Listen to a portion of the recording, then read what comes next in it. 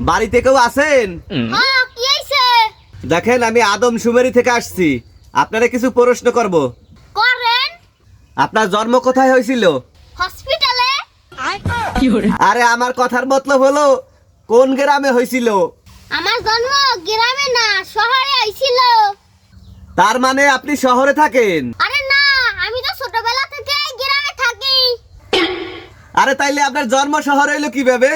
কারণ না, যে হসপিটালে আমার জন্ম হয়েছিল সেই হসপিটাল শহরে ছিল।